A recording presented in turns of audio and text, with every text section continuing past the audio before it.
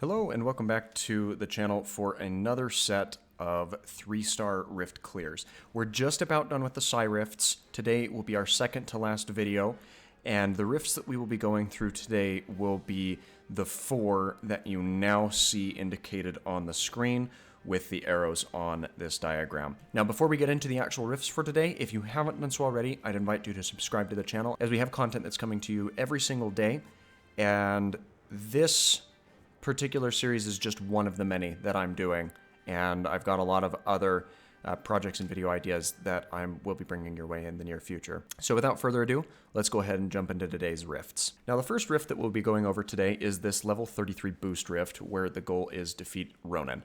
This rift is pretty straightforward. You do need to prioritize your synergy attacks to deal a total of 100,000 or more. Honestly, I kind of forgot about this objective until I was in the last boss fight, but even then, as long as you prioritize those synergies, you're going to more than supersede the quota of what you need in order to meet that requirement. The other is making sure that you have 3 or fewer teammate incapacitations, which I didn't really have any problems with due to the fact that we deal some increased damage, which also includes those synergy and other style attacks from your characters, as well as their extreme attack once you've built that gauge up as well. So right off the bat, it's pretty standard in terms of the opponents that you'll be facing. It's basically identical to what you see with the main story quest, where there are some grunts on the stairwell. Now the most difficult part of this first sequence can certainly be finishing off this reactor up here at the top, as the core, it can be a little bit problematic with the bombs that come into play as you're trying to take that down, which is identical to, the opening sequences of the game that you do with the Guardians members. But given that we are dealing some increased damage with all of our attacks, I actually didn't find too much of a difficult time finishing this out. With Gambit, I'm honestly just kind of focusing on his deadly deal and setting up these dangerous ground traps to burn down the grunts that show up. And Gambit is just a very efficient, high damage output individual, and here we can even target some of our deadly deal around the larger opponents that are spawning, the mighty opponents that we need to stagger out as well. Now Gambit is having a little bit of some difficulty with his overall health, but I do have some masteries rebalance that allow me to regain some of that as I deal damage, especially as I deal damage with my EXP, or not my EXP attacks, but my extreme attacks. Now the nice thing about this quest is there's not a time constraint on it. I smashed these crates hoping that there was going to be some extra health that popped out of them. Unfortunately there was not. But as we focus on staying further away from Ronan or switching over to Wolverine, where we can burn down Ronan's stagger bar with the adamantium uppercut here, we actually get Ronan down to his second portion of his health, which kicks us into the secondary element of this fight. And it's still just against Ronan. There's no other opponents who pop up here. Remy does go down, so that's one of our 3 teammate incapacitations that were allowed. I'm not choosing to focus too much on reviving him, because we really shouldn't have to rely on him in order to finish this fight out. Now Wolverine with his adamantium assault here, one more of those will get us through Ronan's stagger bar. We were unable to finish him out, unfortunately, but we do have the extreme attacks from all of our characters except Gambit at this point. Thanos also goes down, which leaves us with, and Wolverine goes down as well, which leaves us with our full 3 teammate incapacitations. But I don't have to worry about losing Miles or Gambit, as Gambit respawned and Miles actually got through this fight without really any damage taken. And you do have some invulnerability, which is granted to you upon activating your ultimate attack. So we are able to clear out this rift, fulfilling all of the minimum requirements and getting the 3-star clear. Now the second rift of today's video is another level 33 rift. This one is a survival rift where you have to defeat Dormammu. The quirk here is you do have HP that slowly diminishes, but you gain health back as you deal damage to the opponents in the area. You also cannot revive any of your teammates if they go down, which will certainly impact the requirement of finishing in 4 minutes, as that just cuts down on the amount of damage that you can do with the different members of your team. Now, I didn't really have too much of a problem with this one. It took me a couple of tries to work out, mainly because Dormammu does have that element where he can really only be damaged initially by the stones that absorb energy, and after you get him into his second and third stages, he does conjure up a protective barrier that you also have to burn down using those stones. But as long as you learn to recognize the attack types that he throws out at you, you can charge up those stones and burst him down, because you can really get rid of his stagger bar and his protective shield with 2 stones apiece, and there is quite the assortment of energy-based attacks to help charge those stones up. So right off the bat, there's a couple of these pillars that spawn in, and those do contain a few of these stones that you need to charge up.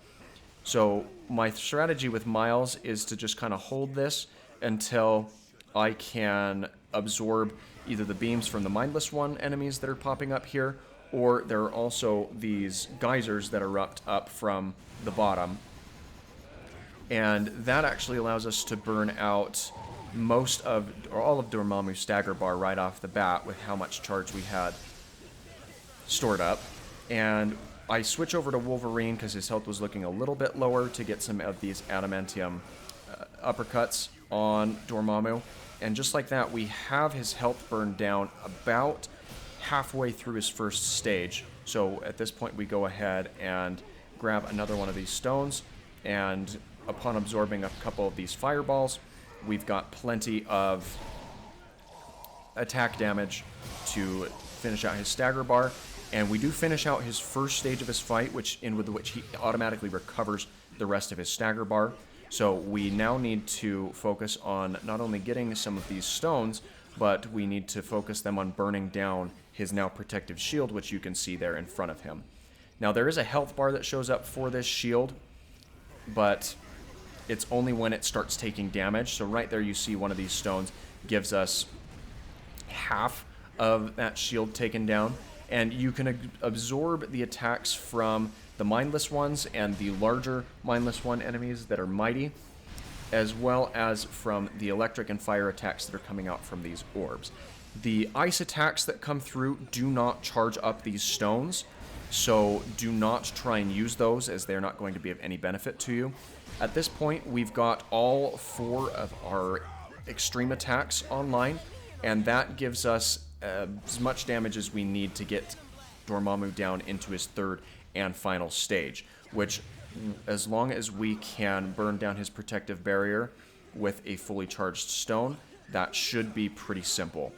Now, we've got a few of these attacks coming in from the Mindless Ones, as well as the electric orb that's summoning in some attacks here. And honestly, you've just kind of got to place yourself optimally in order to absorb the energy-based attacks into those stones to stagger down the opponent. Now, as long as we can get one final stone, we are going to be able to finish this out. Destroying one of those enemies does drop the final stone that we needed, and we now have a fully charged stone, which doesn't quite take down the remainder of Dormammu's health, but it gets us close enough to the point where we can burn him down with a few skill-based attacks. That does get us the clear in the 4-minute parameter, and we didn't lose any team members either, which certainly gives us that 3-star clear. Now, the third rift that we'll be having a look at today is a level 34 rift. This is a rush-style rift where we need to defeat 30 enemies or more on the Kree ship.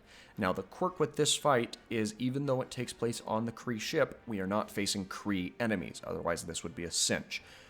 The enemies that instead show up are Sentinels, and this rift does get a little bit easier to meet the base requirement as you continue, as friend and foe alike would deal increased damage over time. There is a 3-minute time restraint, and you really don't have to worry about getting the 1 million plus damage with extreme attacks, because you will have a chance to cycle through 2 of those attacks in that 3-minute timer just based off of the damage that you're dealing and receiving. The harder part of this for me was defeating 45 enemies. It took me probably 30 to 45 minutes of rinsing and repeating a couple of different strategies until I found one that worked pretty efficiently, and that's the strategy that I will be showing to you now. Right off the bat, there are some opponents that spawn in. There's 3 Sentinels, and you're basically fighting them at face value because they're dealing their regular amount of damage, we're dealing our regular amount of damage. So the best thing that I found is to activate the Berserker Rage from Wolverine and then use that to target down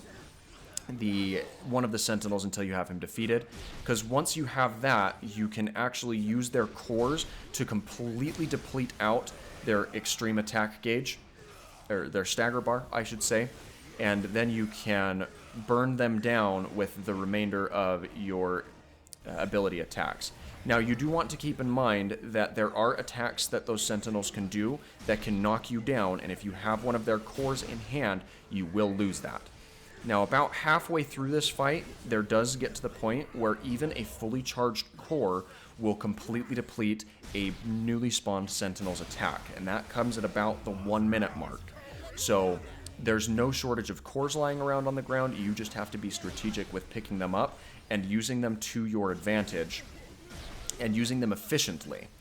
Now, the most annoying of these Sentinels are the ones that are blue in color because they have an electrical ability to their standard attacks, and those are important to remember because they do stagger you. If you have a core in your hand, you will have it knocked out and you will no longer be able to use that particular core.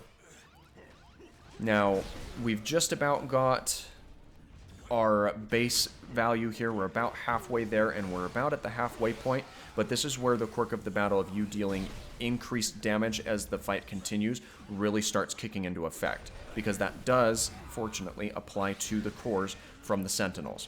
Now, I have all of my extreme attacks online again, but I'm saving this for a rush as the timer ticks down at the very end. If I were to use them right as I got them, I would not have them online again in order to use at the end of the fight when they're definitely at their most useful with the increased damage that is being dealt by both friend and foe. At this point, with one more core, we have met the minimum requirement of 30 opponents. We now need to get 15 in the remaining 35-40 seconds. And as long as you target the cores on opponents that are grouped up, you can sometimes get 2 or 3 with the single use of a core. Now, there are cores just that will detonate based off of being out too long that can throw off your game plan a little bit. We're down into the last 15 seconds. We've got about 7 Sentinels left. We get 2 more with that final core detonation, and then with our extreme attacks, we get an additional 4, and we have a few seconds to burn down one final opponent, and we do manage it with a final core that we throw out, allowing us the clear with 46 takedowns and easily meeting the requirement of 1 million damage. The fourth and final rift that we will be looking at today is a level 35 ability trial, where we have to defeat the Raft prisoners. Now, this is the scenario about halfway through the Raft where there's an open courtyard in the middle, and there's about 20 enemies that spawn in that you need to take down. The quirk with this fight is every single type of attack, including your extreme attacks, do less damage. So you need to focus on ability and synergy type attacks. Now, you need to deal 600,000 damage or more with synergy attacks, which, as long as you are prioritizing synergies over abilities, you're not going to have a problem meeting this threshold, especially where they deal some increased damage. And the more tricky part of this is actually going to be finishing in 1 minute and 20 seconds. And it took me a couple of times running through this, not nearly as many as the last scenario, but we were able to burn this fight down in that parameter using the following strategy. So what I really wanted to focus on here to get the most amount of damage as quickly as possible was with Miles, you want to prioritize his Venom Strike and his Electro Webs, as his Venom Strike has a very wide area of effect, and his Electro Webs stay out for a decent amount of time and cover a lot of ground. Switching over to Gambit, we want to set up as much of this dangerous ground as we can, as it's a similar deal with Miles' Electro Web. It stays out for an even longer period of time and deals consistent and increased damage to anyone who walks into that area. Thus, it really helps with burning down the smaller grunt opponents that don't have stagger bars. So with Gambit, I do try and space them out as far as I can, especially around where the opponents are spawning in, as they spawn in from this top area, and then the balcony that's back over to the left of where we're currently seeing. Gambit can burn down a lot of these opponents with his kit, and Miles is very efficient at covering large amounts of ground. And I do burn through my extreme attacks here. They're not as useful because they deal decreased damage, but it's still some pretty useful attack damage at the very least. We get one of the staff attacks off with Gambit, and then I resort to the deadly deal just because it burns down opponents in a very quick manner. And that gives us the clear in the 1 minute and 20-second time limit, as well as gives us the 50,000 damage or more on those abilities or synergies. All right, so just like that, we have those 4 rifts cleaned out with the 3-star parameters. You can see here the map of all of the rifts that we've cleared out in the Psi area in this map. We will be finishing the last 3, the character-specific ones, and then the final Magneto unlock trial in our next episode. So be sure to subscribe if you are enjoying this series and the videos for any other game or series that I've put together, as I work really hard to bring these to you on a daily basis. Feel free to drop a like on the video if you enjoyed, and we will be sure to catch you in the next one. Take care.